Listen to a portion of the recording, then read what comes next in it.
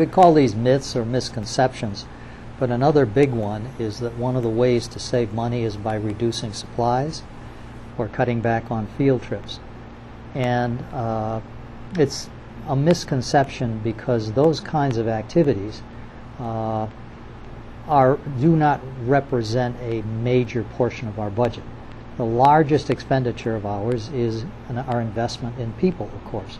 And 60 to 70% of what we spend is on their salary and compensation. So it's what you'd call a labor-intensive enterprise. In fact, we are going to cut back on or contain our expenditures for supplies, and we anticipate that in the upcoming year we will simply roll over and not increase.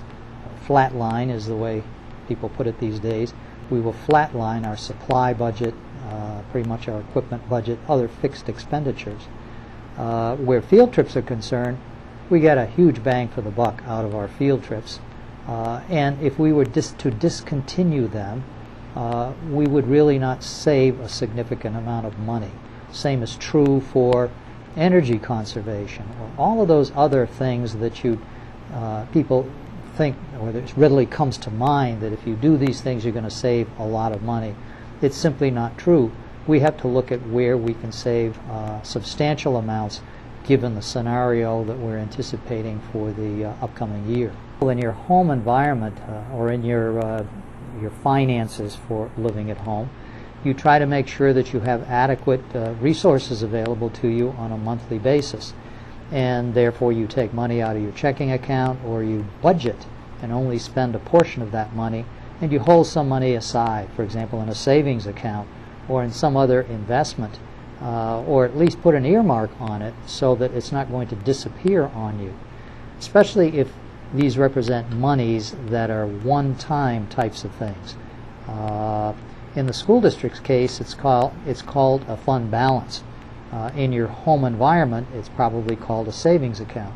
When you spend down your savings account on expenses you know you're going to face every month, like your grocery bill or your mortgage, before too long you're going to get into trouble. And in the same way, if there are fund balances the school district is maintaining, or that they've generated over a period of time, if you start to spend down those fund reserves and anticipate that in the following year you will replace it, plus you will continue to spend it for the original purpose you were using it, then before too long the fund reserve disappears and the school district gets into a very difficult situation. In other words, you don't have the money there to deal with emergencies, and school districts have all kinds of financial emergencies that emerge. So there are some real parallels that exist between a home budget and a school district budget. It's really two separate streams of money, and it's a very confusing area, admittedly, but what happens is that in the case of a capital construction project, and this is particularly important for Pioneer because we have a very, very high construction aid ratio, we decide on a building project, we put a bond referendum out for a vote, and when the bond is voted upon and approved by our taxpayers, then we are able to finance something over a substantial period of time. Actually, the minimum period of time is 15 years. So what's happening in that case is the state is reimbursing us, and they reimburse Pioneer at a rate of very close to 100% for the expenditures that we lay out, or for which we borrowed, year by year, and we can complete the construction project.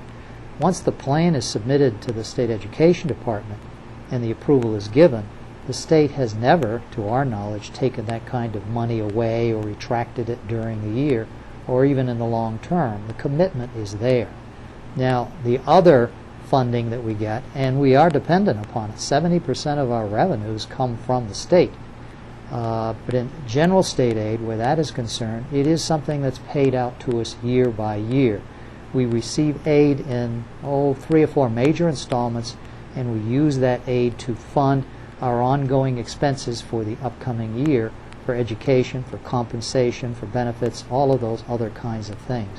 But we can't mix the two pots. Construction aid cannot be used for your general aid or general expenditures, and pretty much vice versa.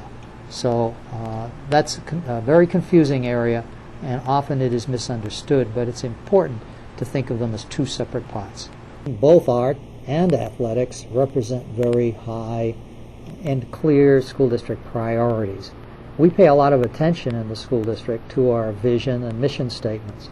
In fact, last year we spent the whole year working on these, and our board adopted these statements. They call for, among other things, that we encourage students to be curious thinkers and to be creative. We also encourage them to excel in many different areas. And we believe our community places a high priority on an athletic program that oftentimes begins with the kids participating in things like Arcade Lions or Tri-Town Trojans or other community-based activities, and they learn to excel in these athletic programs, and in some instances it's athletics that are the single reason why a student chooses not to drop out and to instead complete their education. Music, we believe, is also a very high priority, since about 2/3 of all of our children, by the time they get to middle school and beyond, participate in our music programs. So we want first-class facilities and support for those areas that make coming to school a complete learning experience.